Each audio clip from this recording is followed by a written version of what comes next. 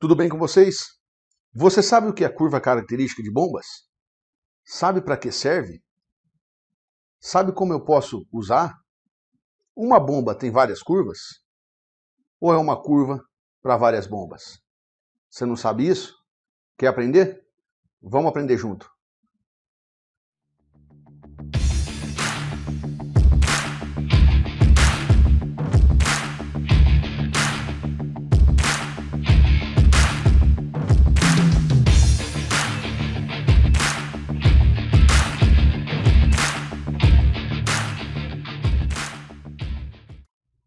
É importante a gente estudar as curvas características das bombas. Por quê? As curvas características das bombas, elas são o DNA das bombas. Elas são a digital das bombas. Cada uma tem a sua. Quem fabrica ela, quem faz a curva, é a empresa. Então, quando ela lança uma bomba no mercado, ela tem um catálogo, essa bomba já vem com o seu DNA. Ela já vem com modelo, lote, já vem vazão máxima, uma plaquetinha com altura manométrica máxima, modelo, série, né? E ela vem acompanhada no catálogo com as curvas. Essas curvas variam muito, tá? De como a empresa as apresenta. Mas uma é clara, a vazão, altura manométrica. Essa curva, sem ela a gente não faz nada.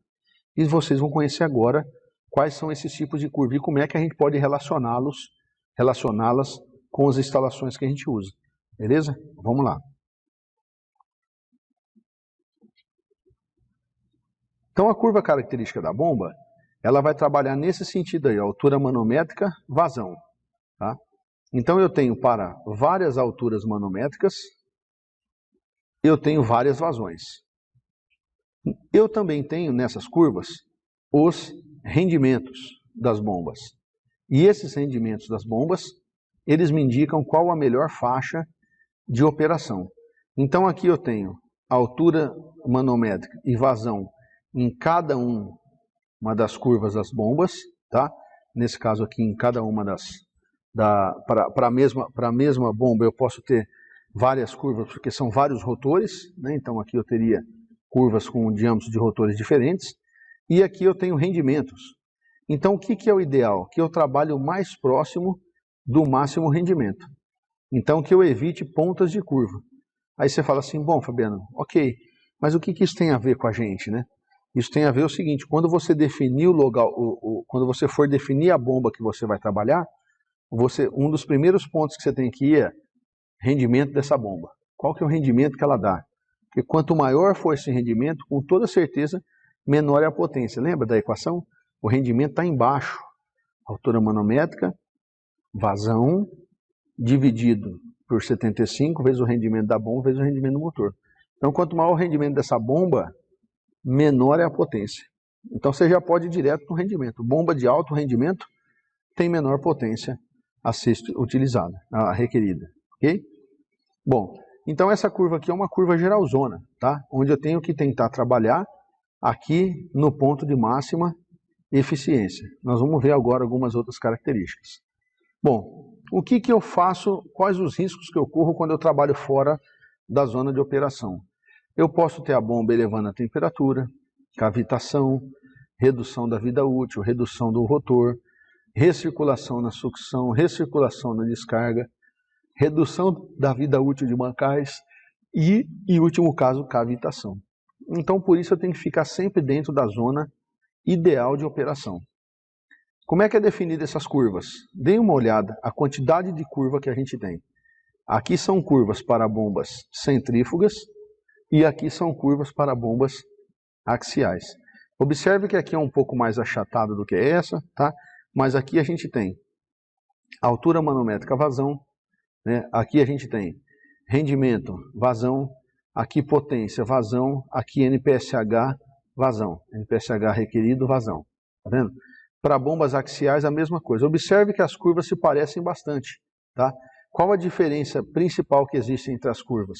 É essa aqui, ó. Essa é uma grande diferença, tá vendo? Nas bombas centrífugas, a potência tende a esse comportamento e nas bombas axiais ela tende a esse comportamento. Viram que interessante? Aqui é um pouco mais achatado mas aqui está a grande diferença entre as duas, entre a subida e a descida no comportamento dessas curvas de bomba. E essa diferença nesse comportamento, pessoal, o que está indicando para nós aqui? Que a potência necessária nas bombas centrífugas, né, ao bom funcionamento dessa bomba, ela cresce com o aumento da vazão, tá vendo? Então, à medida que eu aumento a vazão, eu aumento a potência. Nesse caso, é o contrário, à medida que eu diminuo a vazão, eu diminuo a potência. Perceberam? A diferença aqui é nitidamente, né? Por que isso aqui, o que isso aqui quer dizer para nós? As bombas radiais, por exemplo, elas são bombas, né, aqui as bombas centrífugas, elas são bombas que devem ser ligadas com registro fechado. Já que a potência para eu poder acionar ela é mínima, tá vendo? Eu posso começar com uma potência baixa e abrindo ela. E o contrário acontece nas bombas axiais, que eu tenho que partir, tá vendo, com a potência mais alta. Então essa aqui é a diferença que a gente observa aí entre uma característica e outra. É interessante vocês verem que até mesmo para botar uma bomba para funcionar, eu preciso saber qual tipo de rotor que ela tem, qual tipo de configuração que ela tem, porque senão eu posso colocar tudo a perder nesse caso aí, né? Então é muito interessante o comportamento dessas curvas aí. Outra coisa interessante é que o crescimento da altura manométrica não causa sobrecarga no motor das bombas centrífugas, né? Agora, quando eu estiver trabalhando com bombas axiais, eu já tenho que tomar bastante cuidado com isso, porque a potência exigida para funcionar pode causar uma sobrecarga no motor, né? Então eu tenho que sempre usar essas curvas para poder me policiar em relação ao tipo de bomba. Mas eu acho que vocês não precisam ficar com isso na cabeça, né? Tem coisa mais interessante como interpretar uma curva da forma como a gente vai fazer agora, tá? Nessa tabela inicial, eu posso encontrar qual é o modelo da bomba que eu vou utilizar, né? Então cada empresa ela tem a sua forma de expressar, de demonstrar o seu portfólio de trabalho. Nesse caso aqui, nós vamos pegar então uma vazão e uma pressão, né, uma altura manométrica, então 250 metros cúbicos por hora e 82 metros de coluna de água. E eu vou pegar aqui, ó, nessa coluna eu tenho então vazão em metro cúbico por hora, sempre cuidado com a unidade, tá, pessoal? Bastante cuidado aí com a unidade, né? Então 250 metros cúbicos. E aqui nessas colunas, ó, eu tenho a altura manométrica, né? Eu espero que fique num tamanho adequado aí para vocês verem, né? Mas eu venho aqui e pego então 250 metros cúbicos, tá aqui, ó. E eu venho e pego aqui os 82 metros de coluna de água. Na verdade não tem 82 aí, é 80, né? Mas eu vou pegar nessa faixa, porque essa coluna já é 90. Então eu vou ver quais bombas aqui, ó, se encaixam. Então eu venho e cruzo as duas, ó. Eu vou encontrar essa bomba aqui. Essa bomba então ela é uma bomba 125/50, de 97,5 CV. Então isso aqui é um indicativo que ele já me dá de qual é a potência que essa motobomba vai ter e qual é o modelo dessa motobomba. É muito importante que a gente então busque no catálogo agora o que é que diz cada um desses números, né? Então as nomenclaturas variam bastante. Algumas empresas também apresentam dessa forma aqui, ó. Então nós temos aqui cortou, essa bomba é uma bomba de 1750 RPM, né? Então eu pego lá, ó, aqui está todo o portfólio de bombas, né, desse modelo que essa empresa tem. Aí eu peguei um modelo de bomba, né? Então isso aqui são várias máquinas, né, vários equipamentos dentro de um modelo. Nesse nosso caso aqui a gente está trabalhando com a KSB ETA, tá? Então eu peguei aqui, ó, 250 metros cúbicos, subi até encontrar 82 metros de coluna de água aqui. Quando eu encontrei 82, olha lá, ó, 125/50/2. Tá vendo? Então essa bomba aqui, ela é a mesma que a gente viu na tabela de trás. Então eu agora, de posse do modelo da bomba, eu vou então na curva característica dela. O que é interessante a gente perceber aqui é que nesse caso aqui, ó, pelo catálogo do fabricante, ele diz que esse número é a flange de recalque, esse número aqui é o diâmetro do rotor, né? E esse número aqui, ele é o número de estágio. Então, normalmente, esse número aqui é o número de estágio. Varia muito de fabricante para fabricante, tá? Mas aqui, esses dois números sempre, ou na maioria das vezes, vão indicar diâmetro de rotor e vão indicar qual é o diâmetro do recalque da bomba. Ah, Fabiano, e o da sucção? É um acima do recalque. Então, quando ele te indica isso aqui, você já tem ideia, né, qual a saída, pelo menos a ligação de pressão ali de recalque, né, que você vai ter que comprar para adquirir, para a montagem da sua bomba, tá? Na nomenclatura das bombas, é interessante a bomba que você escolher, você pegar com o fabricante o que é que ela indica, né? Mas normalmente a bomba em números sequenciais, você vai ter o fabricante, o modelo daquela bomba, ou qual série ela pertence, né? O diâmetro do recalque, então geralmente coloca-se o diâmetro do recalque, como esse que eu falei para vocês agora, a 125/50, 50 milímetros é o recalque da bomba, então 2 polegadas, aí você tem que ver se é flange, se ela é rosca, enfim, né? E algumas indicam o diâmetro do rotor, então provavelmente esse 125 é o diâmetro do rotor, então 125 milímetros, né? E aí tem nomenclaturas que eles colocam, o número de polos, por exemplo, então se a bomba tiver 2 polos, 3.500 RPM de giro, se a bomba tiver 4 polos, 1.750 RPM de giros, né? RPM, rotações por minuto. Então, essa nomenclatura não precisa guardar na cabeça porque vai variar de fabricante para fabricante. Mas é bom que vocês tenham isso, até porque quando alguém falar 125/50, você já tem em mente que o que você vai comprar de tubulação tem que atender um recalque de 50 milímetros no caso, ok? Bom, vamos continuar. Então, peguei essa bomba, né? E agora eu vou no catálogo buscar qual é a curva característica dela. Então, uma curva característica, eu mostrei para vocês uma mais genérica, agora vamos detalhar um pouco mais essa daqui, né? Então, o que é uma curva característica? Opa! Uma curva característica é o seguinte, eu tenho aqui, ó, vazão, altura manométrica e aqui vazão, né? Então, observe que existem pontos onde eu não posso utilizar essa bomba, aqui e aqui, por exemplo, então não tem curva, não tem jeito. As curvas que estão nesse sentido representam os rotores, então essa bomba ela pode trabalhar com um rotor de 260 milímetros até 380 milímetros. Então eu não posso colocar rotores maiores do que 360, né? 360, pequenininho aqui para mim ver. Deixa eu ver até se eu olho no catálogo aqui direto.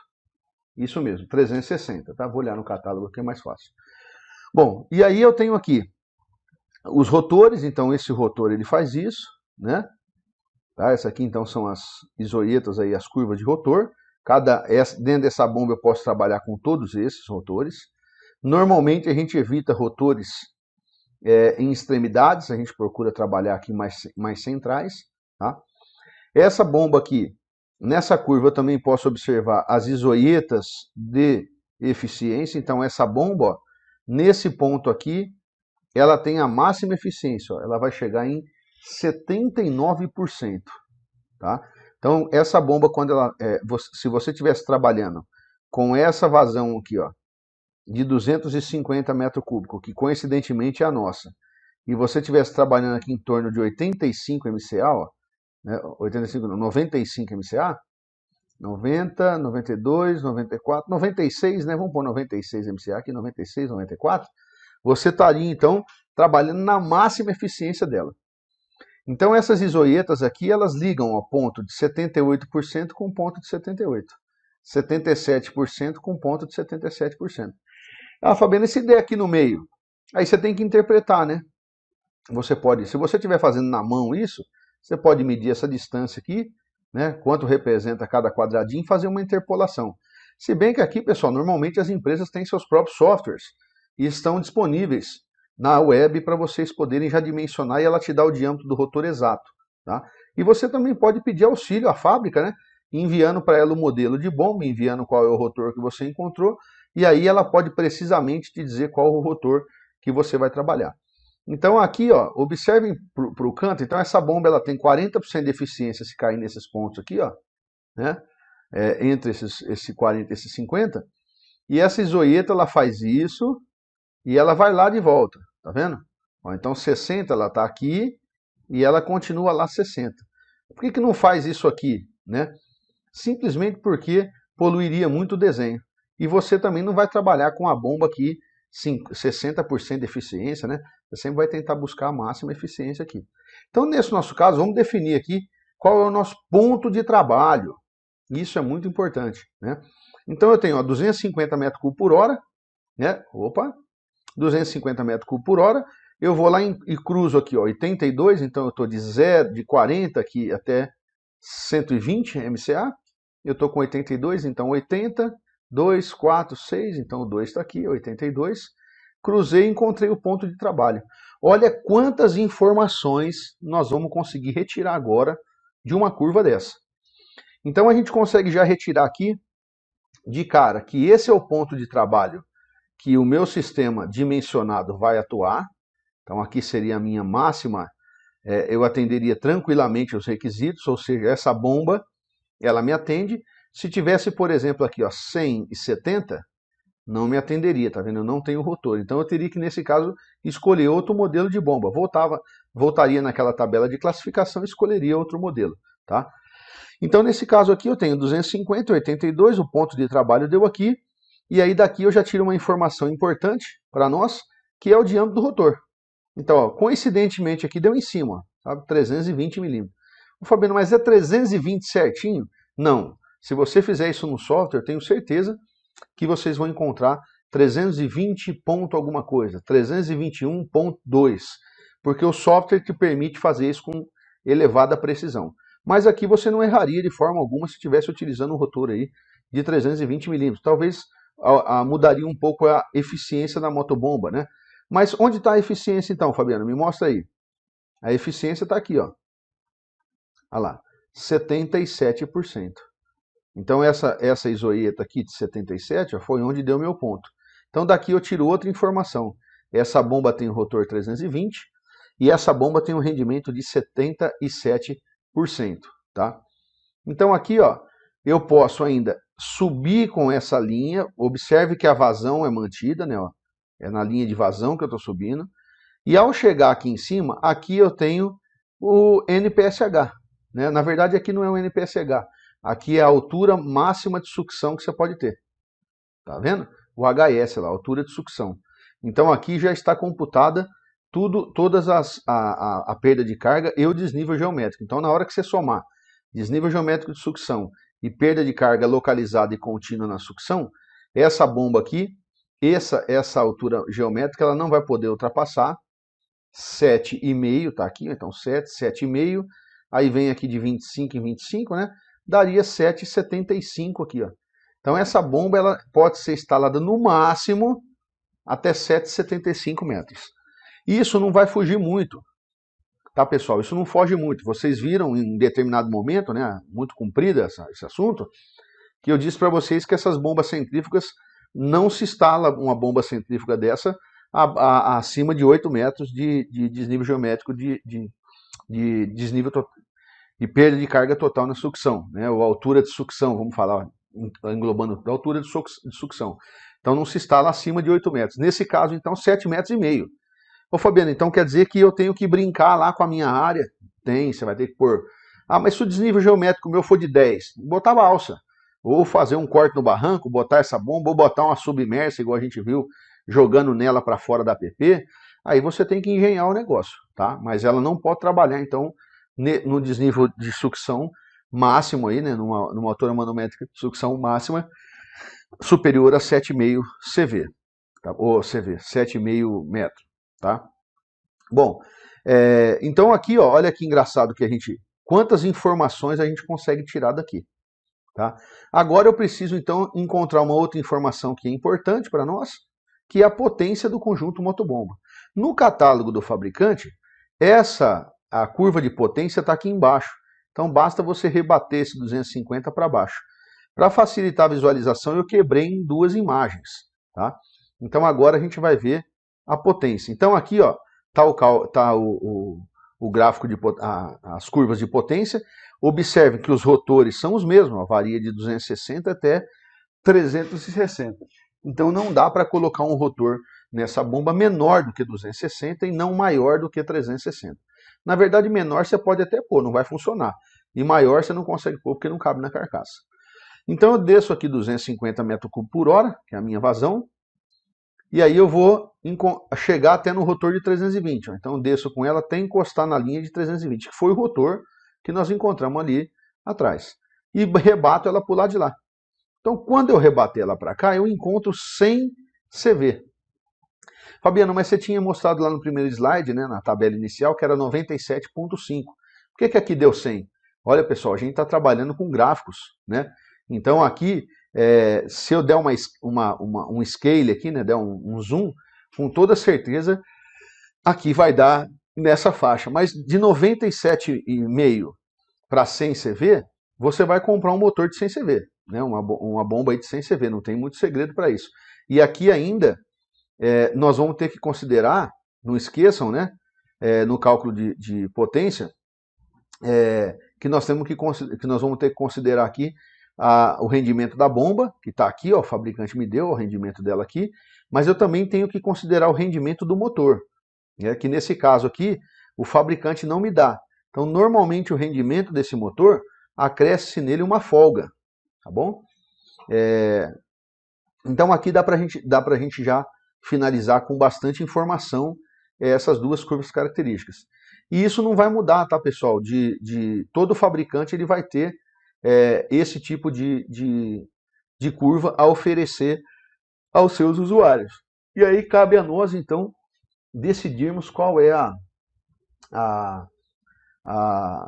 melhor bomba a ser utilizada. Nesse caso aqui, né, então nós temos aí a 125-50/2, né? Então essa bomba com toda certeza e pelos gráficos que a gente viu aqui, esse 125 ele se refere ao diâmetro do rotor, 50 saída de sucção, saída de recalque, e 2 seria o número de estágios dessa bomba, tá bom? Então tem aí finalizado uma curva característica.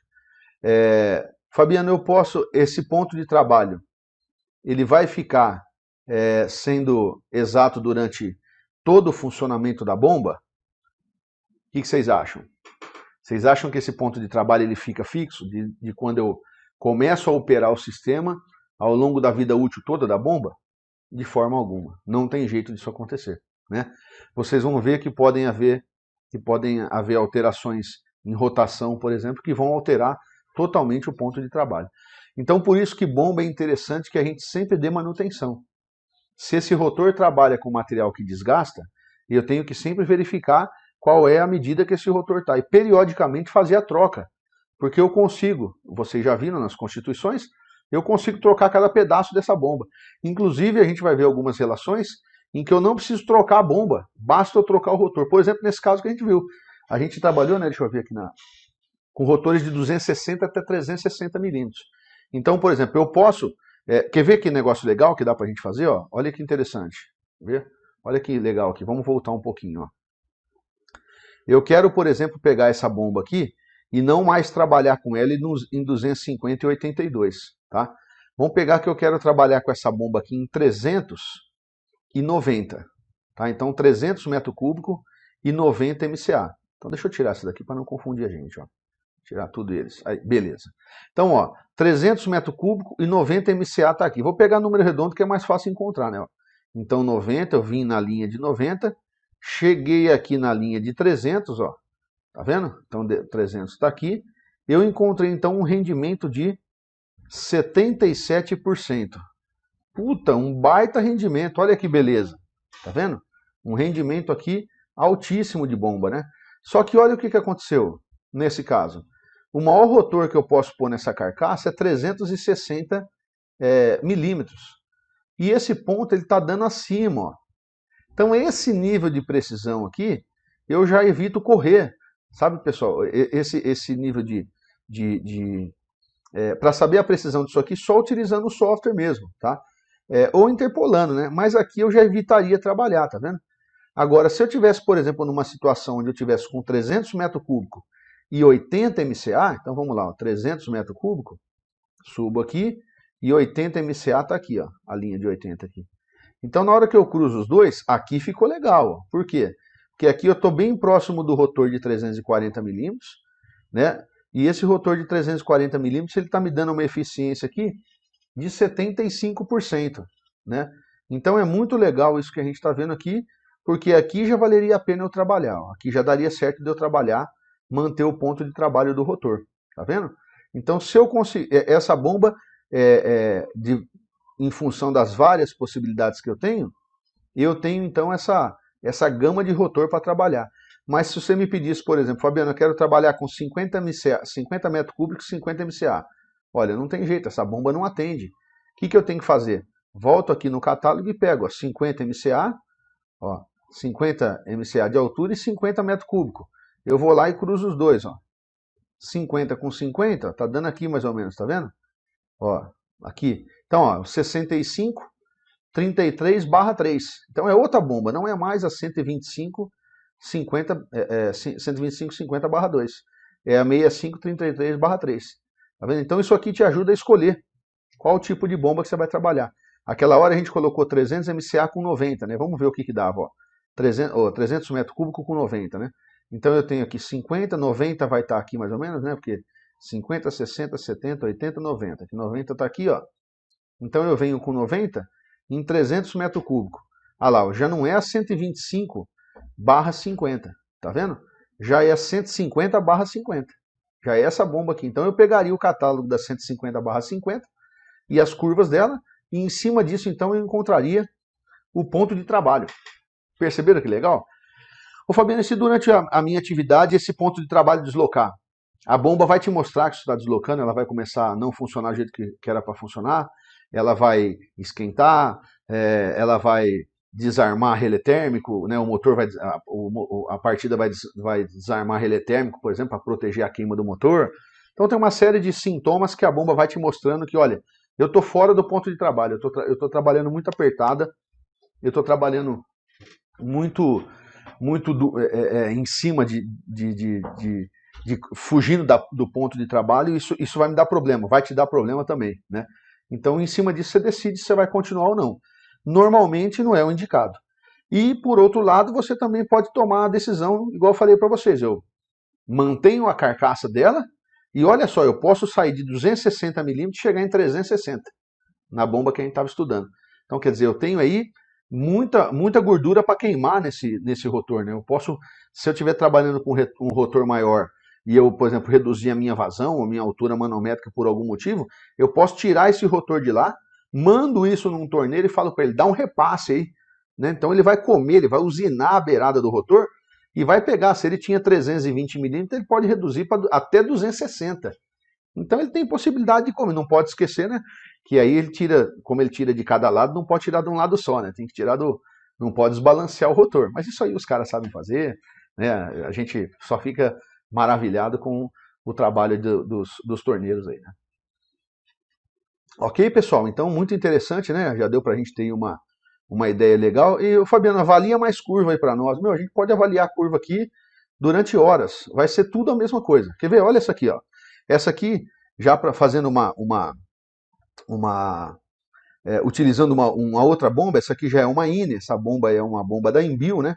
125/400, 1750 RPM, então é uma bomba de 4 polos, né? E aí eu vou pegar aqui qual vazão? Ó, 300 metros cúbicos por hora e uma altura de 70 MCA. Então eu vou pegar 300 com 70 MCA, ó, que vai estar aqui assim, ó, 60, 65, 70, 75, 80, né? Então o 70 está aqui, ó. Quando eu cruzei os dois, o ponto de trabalho deu aqui. Esse rendimento me deu 77% e o rotor aqui, ó, aproximadamente, ó, tá vendo? 380 aqui, né? Ele está um pouco para cima. Aqui já é 400, então posso pegar essa distância aqui, ó, se eu for fazer na mão, e determinar qual é o diâmetro do rotor. Aqui, se eu quiser trabalhar no visual, eu falo, bom, vai dar no meio, né? Então, em vez de 380, não é 380, não é 400, eu vou pôr 390. Agora, a empresa, ela te fornece a possibilidade de você calcular isso certinho. 388,3 milímetros. Aí você fala, não, mas e a precisão disso é assim mesmo? É usinado, né? O torno que faz isso é uma monstruosidade. Eu visitei especificamente a fábrica da Embio já, e pô, o torno é tudo automático, o cara coloca o projeto lá dentro, ele faz a usinagem, né? Faz a carcaça, faz tudo, funde, é uma coisa... a fundição é feita em cima desses moldes, é muito, muito bacana. Então a precisão é grande mesmo, tá, pessoal? Mas nesse caso aqui, 390 milímetros me atenderia porque ainda sobraria uma folguinha, né? Com 300 metros cúbicos, 70 MCA, se desse 305 metros cúbicos, 73 MCA, tá bom. Às vezes deu um problema na hora de ler, é sempre bom sobrar um golinho de pressão aí, né? Um golinho de potência, tá?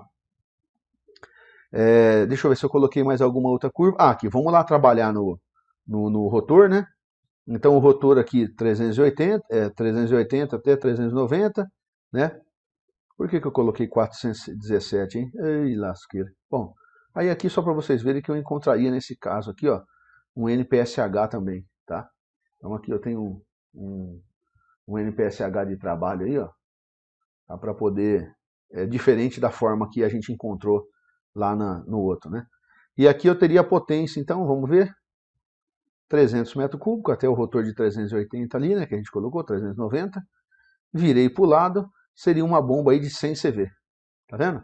Então é a mesma coisa, né, as curvas é a mesma coisa do que se a gente estivesse trabalhando com a outra empresa, né, o outro modelo. Só tomem cuidado qual é a informação que ele vai te dar aqui, tá? Vocês viram que na bomba que a gente viu lá atrás, né, na ETA, a 125/50, ele te dava a altura máxima de sucção. Aqui ele está te dando NPSH requerido, né? Então essas informações tem que tomar cuidado, porque uma coisa, naquela equação que a gente usa para calcular a cavitação, que eu falei para vocês, né, NPSH disponível tem que ser sempre maior do que o requerido.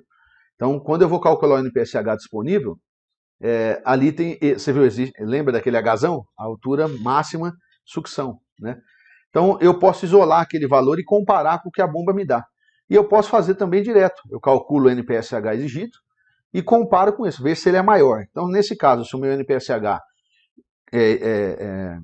disponível ele for maior do que 3,5, tranquilaço, bota a bomba, seja feliz, bota para funcionar que vai dar tudo certo, tá? É bom fazer uma oração, né?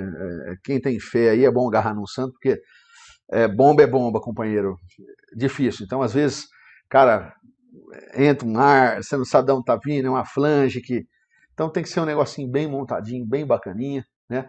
Para que ela evite de ficar cavitando. Porque às vezes ela cavita pouco, mas ela vai dando... Todo dia ela dá uma cavitadinha, né? Uma pancadinha ali, a bolinha que explode. Você vai diminuindo a vida útil da bomba.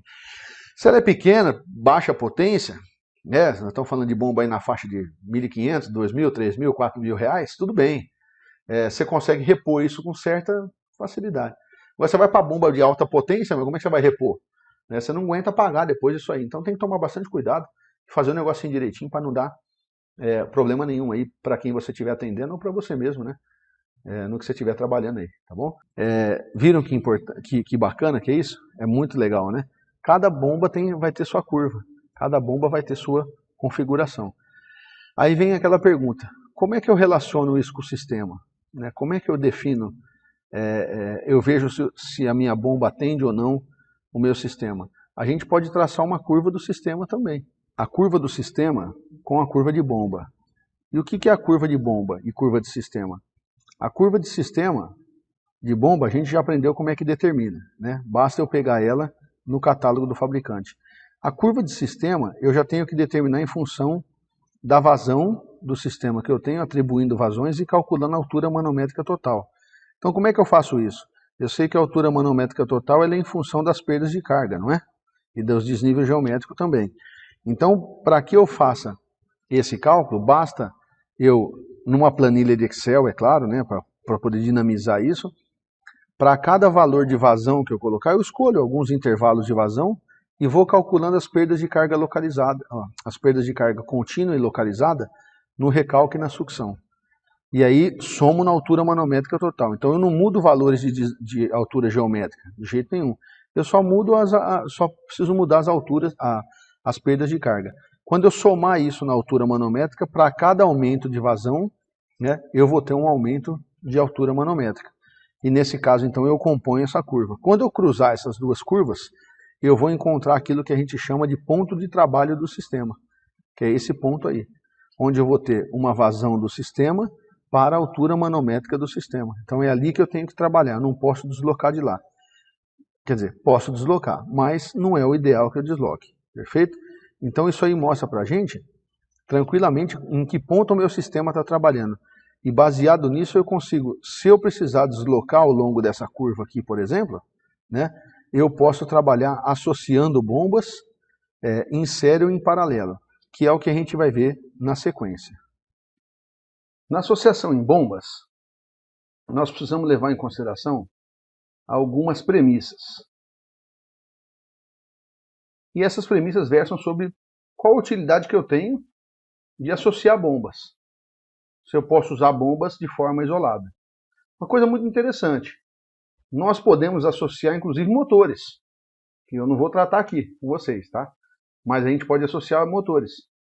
Eu já participei de um projeto onde, por exemplo, a gente tinha que trabalhar com uma bomba de 25 CV, a rede era monofásica, a monofásica você só tem bomba até 12,5 CV, então nós fizemos um eixo transpassado no motor da bomba, né? Então a gente tinha dois motores de 12,5 CV e eles partiam em rampa para dar os 25 CV que a bomba precisava. Mas não é o nosso caso aqui. Aqui nós vamos falar sobre associação de bombas e não de motores elétricos, perfeito? Então vamos só tratar de bombas. Mas para vocês saberem que é possível eu fazer inclusive associação de motores. Bom, então vamos ver o que é isso, como é que faz e quando faz e para que faz. Tá? A associação de bombas, normalmente ela é feita em algumas situações. A gente pode citar entre essas situações quando não existe, por exemplo, né, quando não existe uma bomba que possa sozinha atender a uma vazão ou uma altura manométrica requerida. Quais as situações na prática que eu posso ver isso aqui ocorrer? Por exemplo, eu inicio um projeto de irrigação para uma área grande, mas eu quero fazer ele em módulos, né? Então eu quero começar ele, vamos supor, eu tenho 4 projetos, né? E aí eu quero começar a modular. Então eu vou falar, eu tenho 100 hectares, mas eu quero irrigar de 25 em 25. Então o que você faz? Você implanta o projeto de 25 e depois, à medida em que você for aumentando o hectare, você vai aumentando a potência da bomba, você vai aumentando a bomba, né? Ou troca a bomba por uma maior, ou você vai associando bombas. No nosso caso aqui, a ideia é associar. Então a ideia não é trocar, né? Isso é muito interessante. Por quê? Porque eu posso expandir a minha área irrigada sem a necessidade de trocar o meu conjunto todo por uma nova motobomba. Então tem situações, por exemplo, que eu tenho bombas que eu posso aproveitar de projetos, que ao invés de comprar uma bomba para um novo projeto, eu uso as 2 bombas que eu tenho para um projeto só.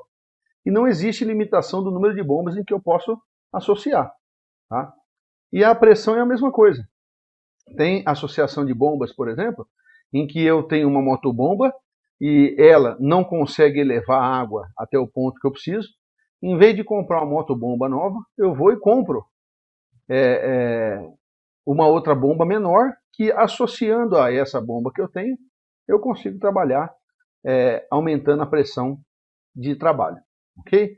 Então são algumas situações que a gente pode utilizar e fazer associação em bombas. Normalmente, paralelo, vocês vão ver, ela tende a aumentar a vazão e em série ela tende a aumentar a pressão. Vamos ver os gráficos, fica bem dinâmico de vocês entenderem. Vou tentar fazer da melhor forma possível. Tá? Então vamos. Aqui agora, uma outra possibilidade, né? É a necessidade de aumentar a vazão, falei para vocês. A variação no consumo, né? Então houve um aumento no consumo, eu tenho que aumentar isso aí. Diminuir os custos de implantação de um projeto. Isso aqui é muito interessante, né? Então eu falo para o produtor, olha, você pode iniciar o projeto com um bombeamento menor, né? E depois, à medida em que você for capitalizando, você então associa bombas a esse sistema para que você consiga progredir e crescer, né? Aumentar aí a sua área irrigada. Então é extremamente vantajoso em muitos casos, tá? Principalmente em casos em que eu consigo reaproveitar a bomba que ele tem, sem a necessidade de fazer ele comprar. Então tem N possibilidades aí da gente trabalhar com isso, né? Limitação de potência de motor consumida, né? Então é o que eu falei para vocês, ó. Muitas vezes eu não consigo trabalhar por problemas de qualidade de energia, esse tipo de coisa, então eu posso fazer a associação, né? E nós vamos iniciar a nossa discussão estudando quando as bombas estão em paralelo. Bombas em paralelo significa o seguinte, é uma bomba do lado da outra. Vocês vão ver uma foto que depois, é claro, eu preciso unir essas duas bombas para que elas levem água até a área irrigada. Então eu não posso esquecer de fazer essa união. Mas é muito interessante ver como que funciona isso. E a gente vai ver quando a gente associa bombas iguais e quando a gente associa bombas diferentes em paralelo e depois na sequência em série. Tá? Quando nós associamos bombas iguais em paralelo, então nós temos aqui a nossa tradicional curva, né? A altura manométrica vazão, vocês já viram essa curva. Então eu vou plotar as curvas de bomba. Tá? Lembrando aqui, pessoal, que essas curvas foram desenhadas à mão, então algumas proporções eu tentei manter, mas peço a vocês que entendam que o desenho pode ser que fuja um pouco do real aí, né? Então vamos lá, eu tenho aqui a curva do sistema. Então a curva do sistema vocês já viram, né? Nós já falamos como é que calcula ela. Ah, uma coisa interessante, né? Por que a curva do sistema ela não sai do 0,0? Por que vocês acham que ela não sai do 0,0? Pensa um pouco aí. É porque no sistema eu tenho desnível geométrico. Então, aquele pedacinho que a gente tem aqui, ó, esse pedacinho aqui, ó, ele é um pedacinho então que nos indica o HG, tá? Então, o desnível geométrico do sistema, né? E aí, a partir daqui, então, eu tenho a curva do sistema, que é feita em função da variação da vazão e o cálculo da altura manométrica total. Porque eu não preciso variar a altura geométrica, que ela vai ser a mesma, então essa curva é feita em função da variação das perdas de carga. Ok? A gente viu isso também. Bom, então aqui eu tenho a curva do sistema, e aqui eu tenho a curva da bomba 1 e bomba 2. Né? Como elas são iguais, pessoal, uma curva está em cima da outra aí. Né? A bomba, então essa bomba 1 e a bomba 2, como elas são iguais, elas vão ter o seu ponto de trabalho para uma vazão, né, uma vazão para uma determinada altura manométrica. Então, o H1 para a vazão 1. Então, se elas trabalharem isoladamente, esse é o ponto de trabalho dela, de todas as duas bombas. Né? Então, quando eu faço a associação em série, eu quero deslocar a vazão, ou seja, eu quero aumentar a vazão, eu quero fazer com que essa linha desloque para cá, nesse sentido. Né? Se ela deslocar para cima, eu estou aumentando pressão. Se ela deslocar para cá, eu estou aumentando vazão. Se ela deslocar para cá, eu diminuo vazão. Se ela deslocar para baixo, eu diminuo pressão. Então, quando eu faço associação em série, eu gero uma nova curva das bombas em paralelo. E observe que essa associação, essa bomba, a curva das bombas associadas, ela não coincide com a curva das bombas isoladas. E isso é óbvio, né? Então, se houve a formação de uma nova bomba, de uma nova curva das bombas em paralelo, haverá então o deslocamento do ponto de trabalho. Então, o ponto de trabalho ele sai de 1 e ele vai para 2. Observaram? Bom, nesse caso aqui, então, o que vai acontecer? Eu tenho que para uma nova altura manométrica, então há uma alteraçãozinha da altura manométrica, né? Para uma nova altura manométrica eu tenho uma vazão Q2. Observaram? E agora, a minha vazão das duas bombas não é mais essa. Passa a ser quem? passa a ser esse ponto aqui. Então, se essas bombas trabalharem isoladas, eu tenho essa vazão. Quando elas são colocadas para trabalhar em paralelo, isoladamente elas teriam essa vazão. Então, observe que a vazão não é a mesma quando as bombas trabalham em paralelo, né? Mas o que é interessante disso então, Fabiano? O interessante é a gente ver que a vazão total ela vai ser 2 vezes esse trecho aqui, ó. 2 vezes esse trecho. Porque essa aqui não é a vazão da bomba trabalhando em paralelo. Como eu tenho 2 bombas associadas, eu somo esse trecho aqui. Então, esse trecho aqui, teoricamente, ele era para ser 2 vezes o tamanho desse trecho aqui. Observem que eu tenho que esse trecho de H2 até 3, ele é igual 3 até 2, do ponto 3 até o ponto 2. Então, houve aqui um aumento da vazão, mas observe que não é em função dessa vazão, né? É em função da vazão das bombas associadas. Ok? Isso que a gente não pode confundir. Então, quando eu faço associação em série, associação em paralelo, não basta eu somar a vazão das 2 bombas isoladas. Eu tenho que ver qual é o comportamento, né? Ou seja, criar essa curva dessas bombas, e uma vez criada a curva dessas bombas em paralelo, eu consigo então obter qual é a vazão que cada uma está contribuindo para que desça daqui. Então, muito cuidado quando eu pegar uma vazão isolada e somar as duas, tá? Não tem jeito de eu trabalhar dessa forma aí, tá? Então, muito cuidado com esse negócio. Nesse caso aqui, quando a gente trabalha em associação em paralelo, o que é interessante a gente perceber? Que para uma mesma altura manométrica, né, eu vou somar as 2 vazões das bombas. Então, eu somo esse trecho, ó, esse mais esse, para uma mesma altura manométrica. E a potência, a mesma coisa, eu somo as 2 potências. Tá? Então, eu mantenho a altura manométrica, né, a nova altura manométrica, em função da curva gerada, né, da curva de associação. E aí a vazão ela é o somatório dessa vazão aqui, mais o somatório dessa vazão aqui. Né? E a potência, claro, vai ser o somatório da potência da bomba A com a potência da bomba B, no nosso caso aqui, a potência da bomba 1 com a potência da bomba 2. Perfeito? Muito legal, né, pessoal? Vamos ver agora, então, a outra condição de trabalho que a gente tem quando associamos bombas em paralelo. Outra forma que a gente tem de fazer essa associação é quando nós utilizamos bombas diferentes. Então, no primeiro caso, a gente utilizou bombas iguais, né? E nesse caso, a gente vai utilizar, então, bombas diferentes. Quando eu utilizo bombas diferentes, o raciocínio é o mesmo. Então, eu tenho lá a curva do sistema, lembrando que aqui é a diferença de nível, né? Ou de nível geométrico, né? Aqui eu tenho, então, a curva de uma bomba 1. Essa curva de uma bomba 1, ela vai ter um ponto de trabalho, ou seja, uma vazão para uma altura manométrica. Eu vou ter uma curva de uma bomba 2, que também tem, quando trabalhando isoladamente, a sua vazão para a sua altura manométrica. E aí eu construo, então, a associação dessas 2 bombas. Quando eu faço a associação dessas 2 bombas, observe que essa vazão aqui, esse ponto de trabalho, ele deslocou para 3. Tá vendo? Então, essa aqui passa a ser a curva da associação. Eu não posso tratar a vazão como sendo essa daqui. Eu tenho que tratar a vazão agora a partir da nova curva gerada. E como é que eu vou fazer isso aí? É simples.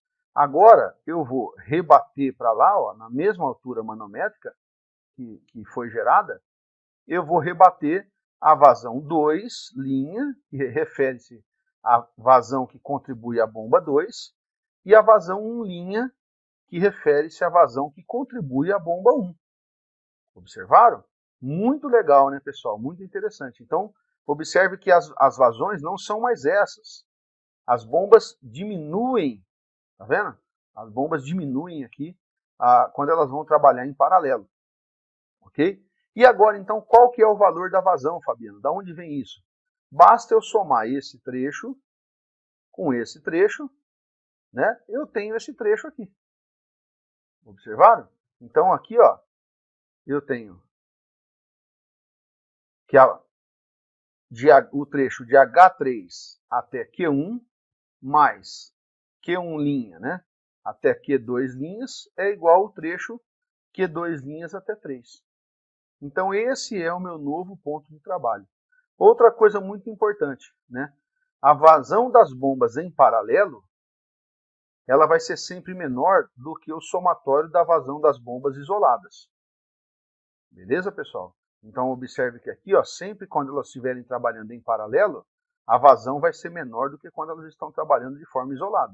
Então no gráfico a gente consegue perceber de uma forma bem direta como isso acontece. Então nesse caso aqui, é muito interessante para nós observarmos que é possível então fazermos essas associações, né? E é muito comum, galera, muito comum isso acontecer, tá? Por N fatores que a gente já falou aqui. Agora a gente vai ver uma outra condição, na qual eu vou fazer essa associação de bombas, mas não em paralelo. Agora nós vamos fazer em série. Então, quando a gente fizer essa associação em série, eu já falei para vocês que nós vamos manter a vazão e nós vamos elevar a pressão. É o que vai acontecer na sequência agora, nos próximos dois gráficos. E nós vamos ver bombas associadas em série quando elas são iguais e bombas associadas em série quando elas são diferentes. Vamos lá? Nessa imagem, a gente consegue ver, então, um conjunto de bombeamento, né, ligado em paralelo. Então, observe que aqui, ó, a sucção está vindo, ela entra aqui, passa pelo rotor, está sendo acionado pelo motor elétrico, ó, o acoplamento, tudo que a gente falou até agora, né? Base de bomba. E aqui, então, ela sobe. Quando ela sobe, ela passa aqui pelo registro de gaveta, né? E ela passa aqui por uma válvula de retenção. Quando ela chega aqui em cima, ela encontra um manifold. O nome disso é manifold. Esse manifold ele faz o quê? Ele conecta essa vazão, nessa vazão, nessa vazão e sai para cá. Perceberam? Isso aqui é uma instalação de vinhaça, tá? Por isso que vocês estão vendo aí as bombas em inox, né? Então isso aqui é muito comum em instalação de vinhaça. Por quê, Fabiano? Porque vinhaça, você vai ampliando a área de aplicação de vinhaça, você tem que ir colocando bombas em paralela. Só tem que tomar cuidado, pessoal, muito cuidado, porque a tubulação que você dimensionar para ampliação futura, ela deve estar preparada para isso. Porque se não estiver, você vai ter que trabalhar então com tubos em paralelo. Perceberam? Agora a gente começa a juntar tudo que a gente vem vendo aí ao longo dessas aulas. Então, não esqueçam, eu tenho que preparar o sistema para uma futura ampliação. Agora, a gente vai partir então para outro tipo de associação. Essa associação é chamada de associação em série.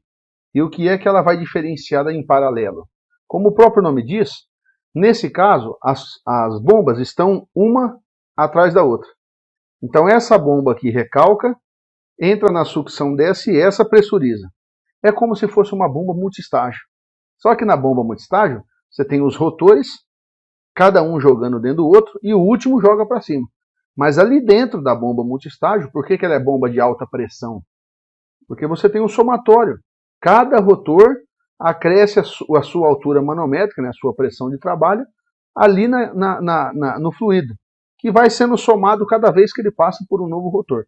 Então, por isso que quanto mais rotores tem uma bomba, quanto mais multistágios ela tiver, né, maior a pressão que ela tem. Por quê? Porque os rotores de uma multistágio estão associados em série. Né? Se você for fazer uma associação em série, visando a elevação da pressão, você tem que tomar muito cuidado. Por que é necessário esse cuidado? Porque a flange de recalque de uma bomba, por exemplo, ou a tubulação de saída de uma bomba, ela tem que coincidir, é claro, com o recalque, com a sucção da outra. Então você não pode colocar uma tubulação que não suportaria a pressão de recalque, né? E tem que ser uma tubulação que coincida com a sucção da outra. Então isso tem que tomar muito cuidado com esse tipo de associação, para não errar aí na hora da confecção, compra de peça e assim por diante. Tá? Mas, a grosso modo, as associações em série, geralmente elas são feitas em cadeia, né? Então a bomba que está atrás ela fica mais em cima, porque a água vem, entra por trás dela, sai, e a hora que ela desce, ela já entra atrás da outra, e a outra empurra para cima. Tá? Em paralelo do lado, uma do lado da outra, em série, uma atrás da outra. Perfeito, pessoal? Bom, vamos ver aqui então como é que fica a curva, né, ou as curvas de uma associação em série. Então aqui nós temos inicialmente com bombas iguais, né, associação com bombas iguais, curva de sistema, desnível geométrico, né, aqui a altura geométrica. Então a gente tem aí curva de sistema, curva da bomba 1 e bomba 2, né? Então observe que eu tenho aqui o ponto de trabalho. Então sempre que a curva da bomba cruzar o sistema, a curva de sistema, eu tenho o ponto de trabalho. Já falamos como é que constrói essa curva de sistema, né? A curva da bomba, eu pego isso no catálogo, posso construir também, mas o ideal é pegar no catálogo, né?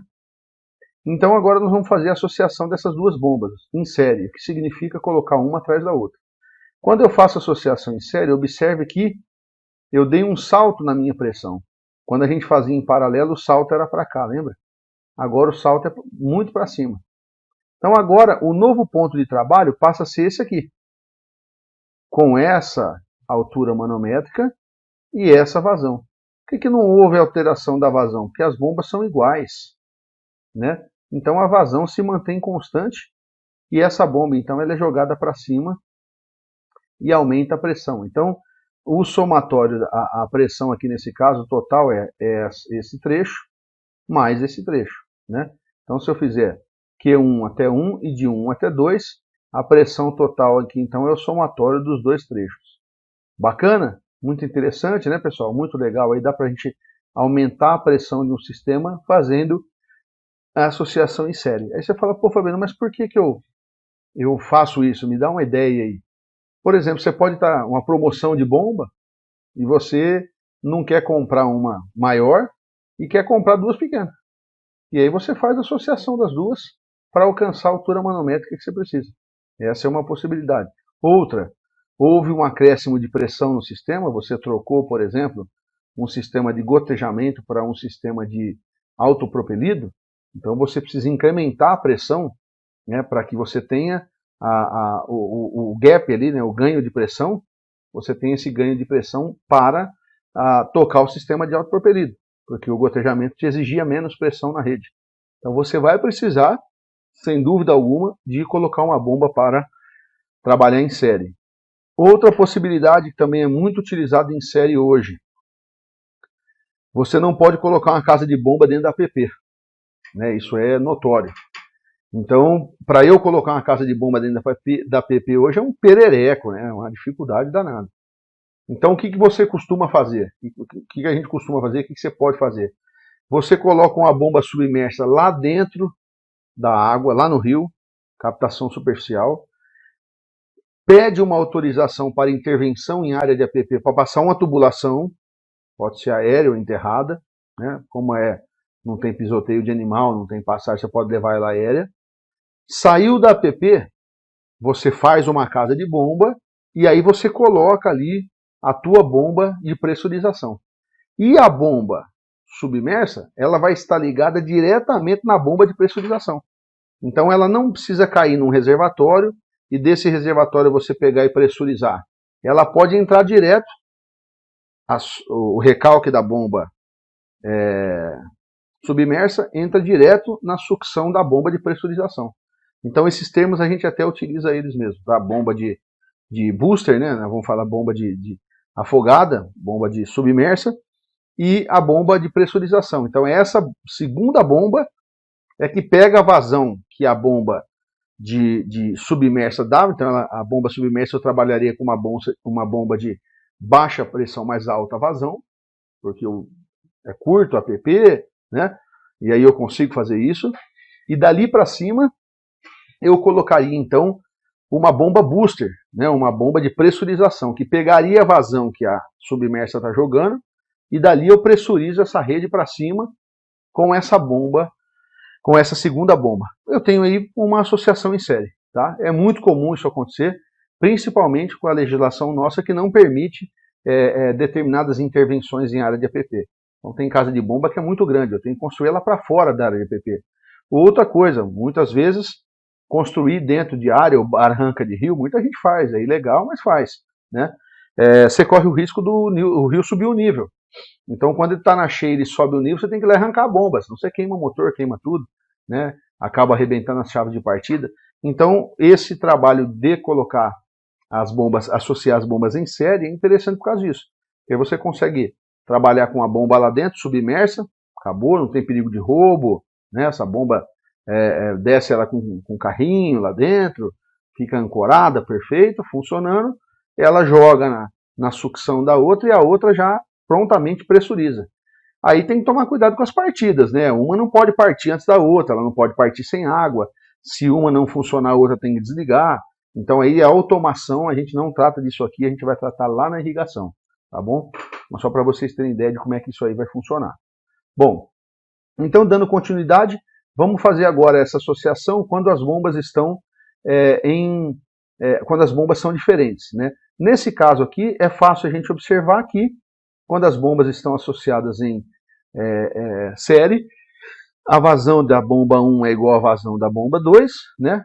E a altura manométrica da bomba 1 é o somatório, mais a altura manométrica da bomba 2 é somada e as potências, nesse caso, também são somadas. Então, observe, pessoal, que toda vez que eu fizer uma associação de bombas, o meu transformador, a minha rede, as minhas chaves de partida, os meus acionadores, eles devem estar preparados para 2 unidades consumidoras. Então eu associo as bombas, mas não fica um motor só, tá certo? Então tem que lembrar disso, muito cuidado. Não esqueçam, porque muitas vezes a gente imagina, vou colocar 2 bombas e a potência instalada vai ser a mesma. Não tem jeito, né? Você vai aumentar a potência instalada. Botou um motor, aumentou a potência instalada. O teu transformador tem que estar preparado para receber essa estrutura aí, tá bom? Então não... Nossa, que soneira! Então não deixa isso acontecer, tá? Fica sempre de olho aí para evitar que aconteça, tá? Bom, então se a gente fizer uma associação de bombas diferentes, então a gente tem lá a curva de trabalho, nós temos aqui uma bomba 1, ó, observe que a bomba 1, sozinha, funcionando, ela nem alcança a curva de sistema. Então, essa bomba aqui, sozinha, ela não fede nem cheira, né? Então, ela é uma bomba que realmente ela não me atende. Ou eu coloco alguém com ela, ou não adianta colocar ela para funcionar. Vai ficar recirculando água, vai aquecer a água, vai aquecer motor, o sistema vai, com toda certeza, ruir.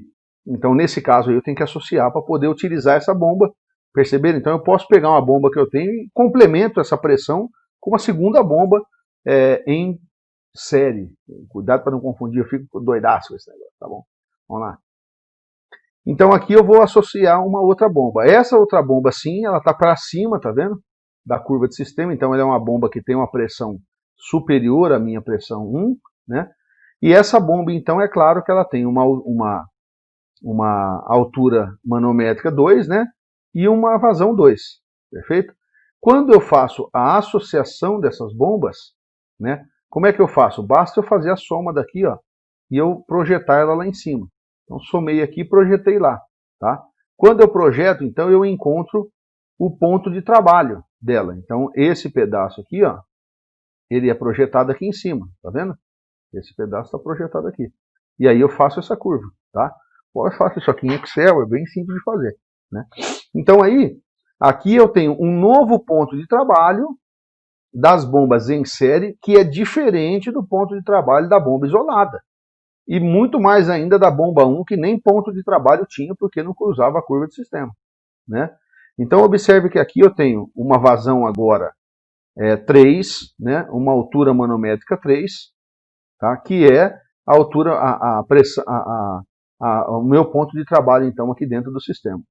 Então agora, o que eu posso fazer? Para eu encontrar qual é a altura manométrica das bombas que estão sendo utilizadas em série, Basta eu projetar aqui, ó, o encontro dessa linha com a curva da bomba e projetar para lá isso aqui. Quando eu faço essa projeção, significa que a pressão da bomba 2, ela já não é essa, ela é essa aqui, tá vendo? Então é errado eu dizer que a bomba vai trabalhar com a máxima pressão que ela tem, como se ela tivesse isolada. Isso não acontece. Ela não trabalha, a pressão dela está associada agora. Então ela é diferente da pressão que a bomba trabalhava em série. Ok? Cuidado, vocês viram isso acontecer na vazão também.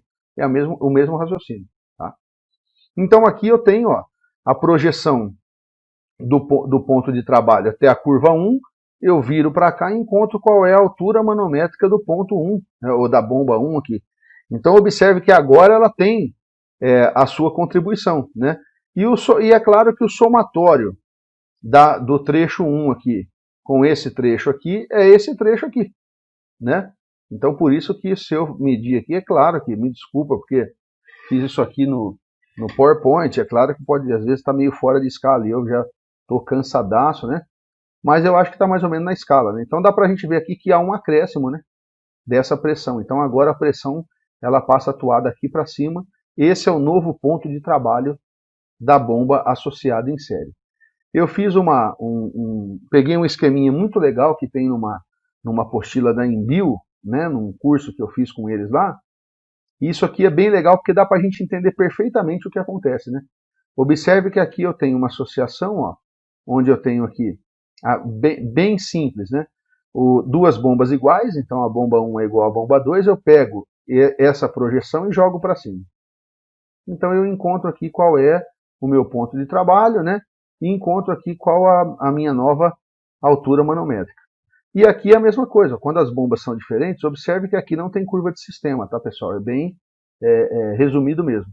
Então aqui, para a gente entender de uma forma bem direta, é como se eu pegasse esse pedaço, que equivale à bomba 1, esse pedaço que equivale à bomba 2, e jogasse e projetasse ele para cima, né?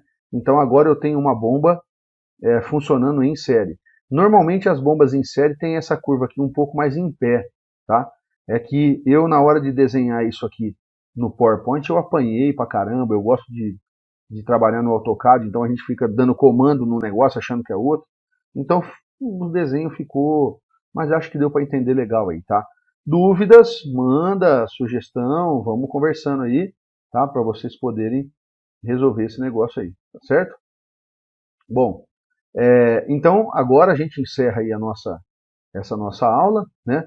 Na verdade eu deixei para mostrar o nosso tradicional slide de finalização no último módulo de bombas, né? Porque essa é a nossa terceira aula de bombas.